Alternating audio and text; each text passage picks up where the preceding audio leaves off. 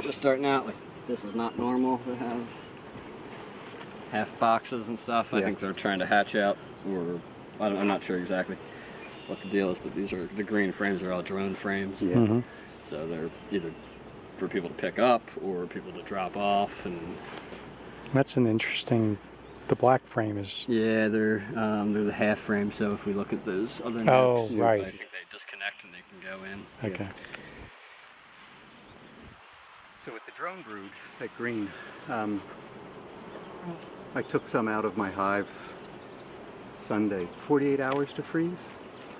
Yeah, I would think that would be fine. Okay. Yeah, I mean, I would think 24 hours would probably be plenty, but I mean, longer, better. I think as long as it's solidly frozen, that'll kill the mites. Any suggestion about what to do now with all the captive brood? And I mean, should I just... I think when you freeze it, you just throw it back in the hive and the bees will clean it all out. Bees will take care of it? And they'll refill it if they want to, and you can do it again. Okay. It's a source of protein for them? Yeah. Yeah, I mean, the only reason to freeze it is to kill the mites. Yeah. And then it doesn't matter. I mean, it makes sense to keep the comb. So I always say that the biggest resource that you have is drawn comb. Yeah. So do whatever you can to protect it.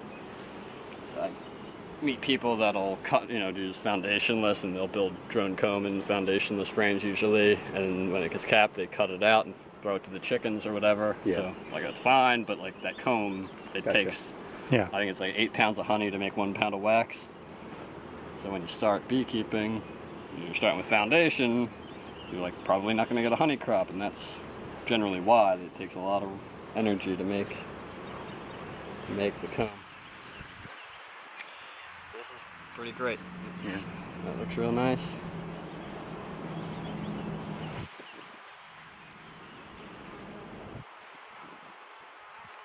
Not really seeing any perforations or anything. That's good.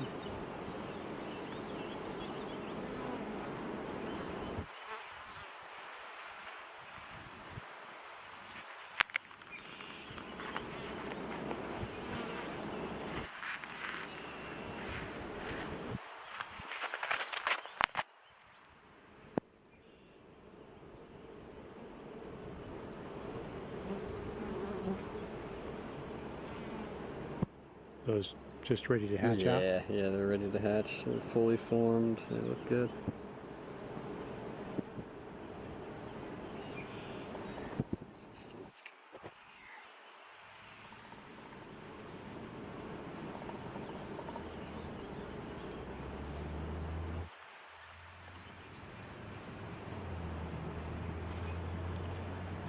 Let's go down the box.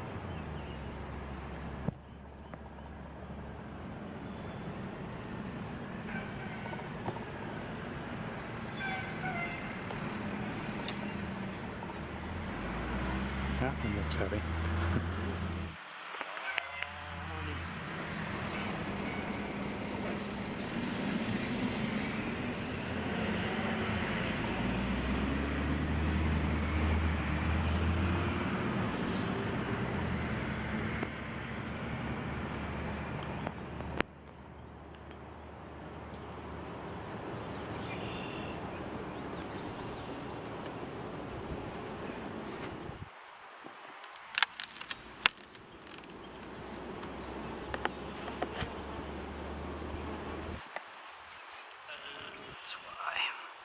Oh, it's got an excluder there.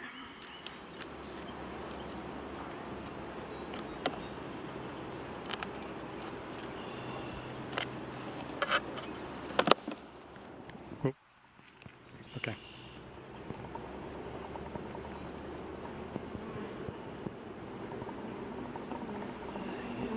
Do it.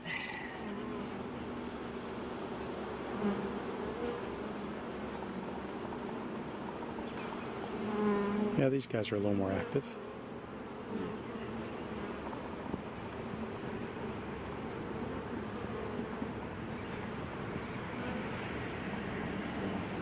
Pretty sure that's standard queen excluder protocol. Just flip it over so that both sides stay the same. like a side stayed queenless. Or this potentially could have a queen walking around on it. Right. Just in case. Gotcha. Look it over and make sure the queen's not there.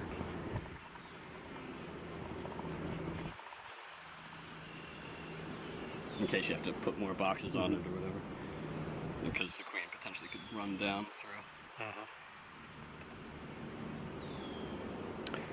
Oh, yes.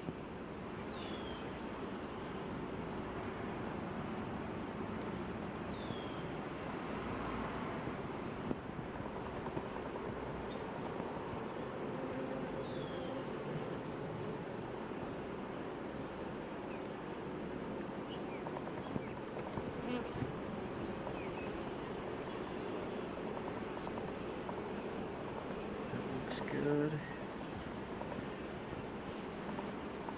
European foul brood produce spores also? It does not. No? So I think it can live.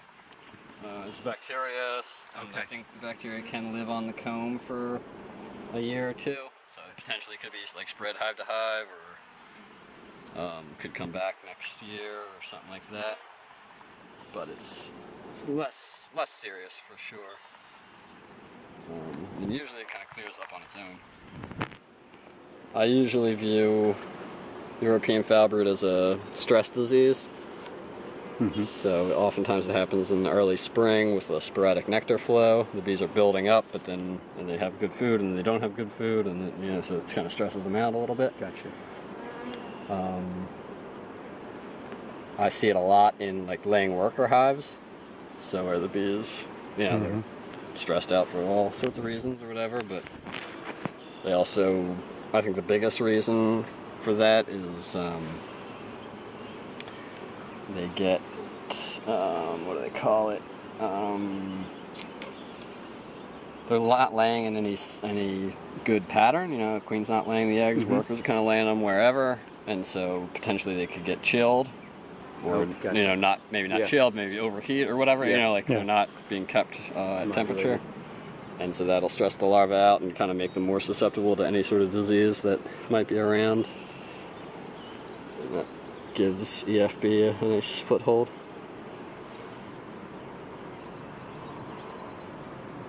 So, like most beekeepers, or to my thinking is that most beekeepers don't do anything. They just kind of let it ride and kind of correct whatever stresses there might be. But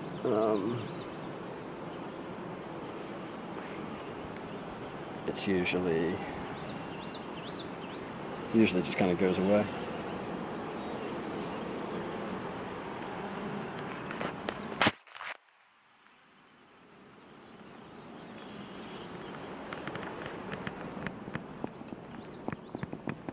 Okay. That all looks good.